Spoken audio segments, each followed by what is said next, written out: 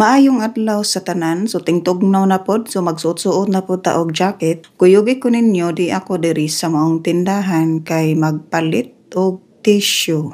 Kay dili man uso diring dapita ang kabo, ang maong kabo, so mao nang magpalit ta og tissue. Sa mga nangutana og naa bay kabo diri nga baligya, no? Naa man po'y kabo pero lahi ra gihapon sa kabo sa Pilipinas. Balik ta diri sa tissue, no? Imbes pulo ra kabuok roll akong gikuha, nakakita ko sa may 20 kabuok, mao na lang pud akong gikuha kay mas makasave pa. So diri na side makita nato puro mga sabon, so lain-laing klase nga sabon. Then naapod sila kanang kung sa Pilipinas pa daw ni. Pero kining akong gikuha kaning bratuhon lang nga brand. Unya nakakita po ko og cupcake liners kay nahutdan na sigig big akong anak, so maong nagkuha na lang pug ko. So hinahinay na tagsibog diri sa cashier, no? Pantanaw po ta sa kilid-kilid kung naa pa bay nakalimtan, so kuha na lang po ta kay aron dili na ta magsige og balik-balik, mahal pa naman ang gasolina karong panahon na, di ba?